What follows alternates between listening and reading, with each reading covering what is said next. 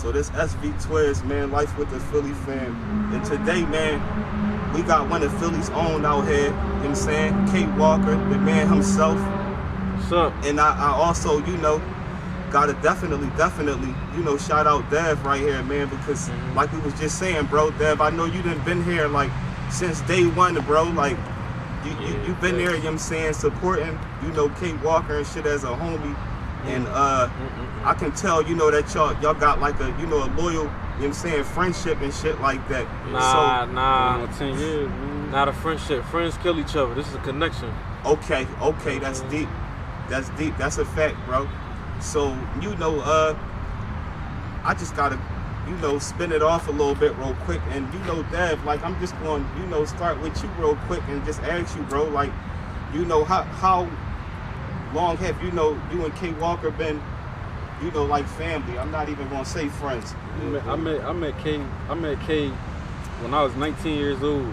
Okay. I'm 28 now, so we're going on 10 years. Yeah, okay. You gotta say that slow for people who think you just came out of right. Since I was 19, I'm 28. Like I've seen it back when motherfuckers was ignoring him, trying to keep him out the loop. Back when he was bodying some of y'all favorite rappers on tracks, cause he been around. Right. And niggas was trying to ignore me too, and that's how we kind of connected. Like we was the niggas that was sitting on the couch when everybody was Joe off the other niggas and just ignoring us. We was sitting there cooking up. Yeah. And it just been, I mean, you see us today. Yeah, so Dev, what you saying that, bro, that's definitely a fact. I definitely seen you there from day one. And you know, like I was talking to you earlier, K, you know what I'm saying, you definitely, you know, build a whole network from the ground up. And you know, we ain't got no choice but to salute you for that, bro, because you know, if you really sit down and think about it, bro, I know you've been like rapping for probably a few years or whatever before you really came out for the world to see you. But what year did you come out? Was that like 08, 09, 07, somewhere around there? As far as to the world, like I know you've been doing this shit, you're saying down the P, but you could say that. You could say them years. Cause it took me a couple years to get first of all, I had to get my sound together. You know what I'm saying? I had to find my sound, how I wanted to present it. You know, when you first start off, you mimicking shit you listening to. You mimicking things in your neighborhood. You feeding off of what you seeing and hearing. I had to find my sound. So yeah, so you can say around 2008 and all that, yeah. So like at the time when you came out, like I said, you've been getting love from like the city and shit like that. I know like as far as like being in your shoes or being a rapper period to, you know, basically like a public figure, you know, it always gonna feel like it's some type of hate and shit like that. But you know that the love always outweigh it. And you know, the love is what I'm gonna get into today is basically like I said, you was getting love from rappers like Dark Low. And at the time when I saw Dark Low on the K.WALKER DVD, Dark Low was like, that was his prime right there. Like that was like a super stamp cosign right there. At that time, if you really think about it, because the city was on fire.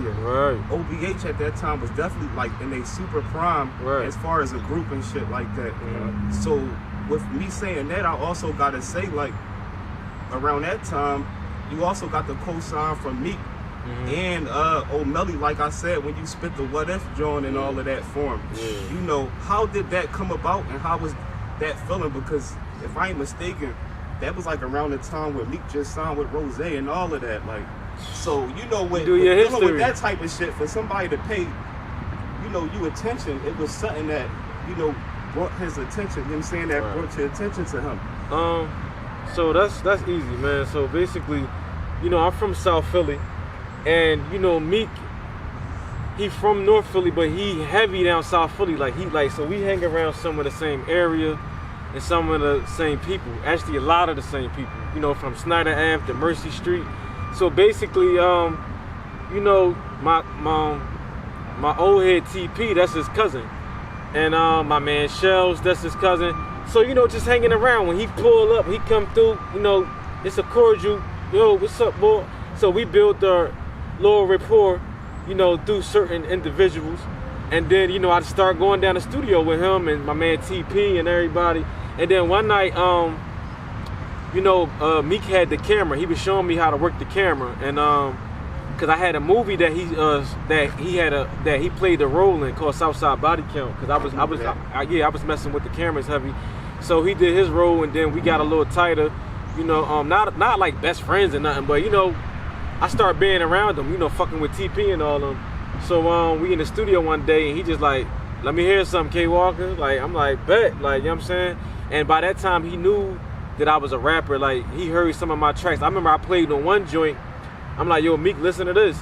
I listened to it. He like, no, I heard this already. I seen it on YouTube. So I'm like, oh, he must be, you know me, coming across a lot of my shit. So he picked up the camera and was like, yo, K.WALKER, spit something. So I spit something, and then he told Omelly, yo, you trying to go in with K.WALKER? He put on like a little beat I never heard before. You know, and I just went in. Like, we actually did like a lot of footage that night. You know what I'm saying? Everything ain't on YouTube. I think I had lost the chip. But yeah, we did like a lot of footage that night. And I want to salute Meek, because like you said, he had just got signed around that time, and he was paying me mine on the tip, like, yo, boy, I see you. He ain't have to do too much, posting me all over his page and all that. He just was letting me know personally, like, yo, I see you. Like, you know what I mean? I see you. And so I never can talk bad about the man. Like, he ain't have to do that, you know what I'm saying? And just from the guys doing that is the reason why I show love to other people around me, because there's some motherfuckers who was way bigger than me and showed me some type of love. So I like to get that energy back, you know what I'm saying, when you see other guys around me, like, you know what I mean? Because I'm just returning the favor, that's all. That's a fact. I respect that. Yeah. So, you know, I kind of jumped the gun a little bit. I got to reverse it a little bit. Mm-hmm. You know, back to what we was talking about earlier. Like, you know, back then, you was rapping, blogging, and interviewing rappers. Yeah, at a time when, like, nobody wasn't doing all three. Right. It's like either you was interviewing an interviewer, right. You know, it was like one or the other. Like, right. There wasn't nobody that leveled out all three. Yeah. How did that come about? Was that a plan, or did it just happen? Nah, so it just happened because, like I said, like, I'm from South Philly, so just being down there, walking past Siegel Street, seeing Beans. I'm on Snyder Ave. I might see Meek come up the street. I'm seeing Omelly on this block. I'm seeing Deion Waiters, and you know, I'm you know, Snyder Ave is an area where it's just a lot of the Roots. Black Thought, he used to get his hair cut across the street at Fahim's on 20th Street. I'm seeing Freeway. I'm seeing a lot of people, and I'm building relationships and conversation with people. So you gotta think, like, I'm sitting around people that if the world heard the stories I'm hearing, I'm like, yo, this would be dope, this would be crazy. So I just start bringing my camera around, because I would just run into people. Like, I would just run into, you know, popular celebrities just in my neighborhood. So I start carrying that camera around and just putting the camera up, like, yo, how, So a lot of, like, you know, all these interviews and stuff, like these lives and stuff, where you see people interviewing motherfuckers, I might not do it as much now, because I already done conquered all that, you know what I'm saying? So it's like, it's good to see a lot of people, a lot of rappers and a lot of bloggers, you know, use Instagram as a tool. Because back then when I was doing it, it was like, why you keep trying to, like, why you keep pulling that camera out? Like, why you keep, like, even with the movies, like the Body Count. Back then when I was doing Body Count, it wasn't no YouTube series on YouTube. I did like, you know, it just, and that came from me just standing around my homies, like, again, sitting on 20th Street, a lot of stuff was happening. It made me go, dang, that could be a movie. So I start bringing the camera out. We start filming little stuff. So yeah, it just happened. Like, it was just like spare the moment, and I just made something out of it. You know, like, standing down South Philly, I just refused to be that guy that got killed, and everybody was like, yo, he had a lot of potential. I ain't want to become him. So I try to just give him all I got while I'm here. You know what I'm saying? Everybody that been in a Body Count movie or was involved in that shit know that shit was spirit of movie. Yeah, like, no we be sitting here right here like, damn, what we gonna do today? Yeah. They be like, come on, y'all wanna make a movie? Right. Like, let's do it. Yeah. Working. Work ethic. Yeah. Well, one of the thrill things about that is that you got a team of people, you know, that support, you know what I'm saying? Yeah. The ideas and shit like that, and really put shit in effect. Yeah. 'Cause at that time, nowadays, it's a lot of shit going on, so it's easier to see something and be like, you know, I'm gonna jump with that. wave, yo, so. that's a fact. I was doing that before the gram was popping. Like I was already. Yeah.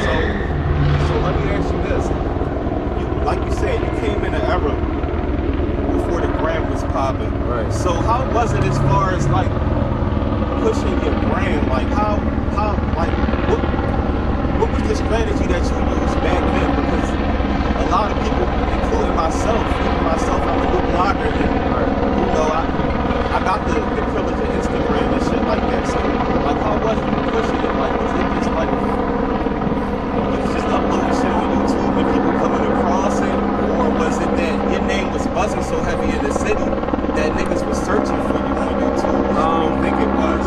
I'm gonna say it's a mixture between both because, like right now, I can get on Instagram, I can scroll for a little bit, and I might see you post something, I might see, and then Instagram would be like, you may know these people. Now I'm following these people, and then I'm looking at your comments, and I'm seeing you connect.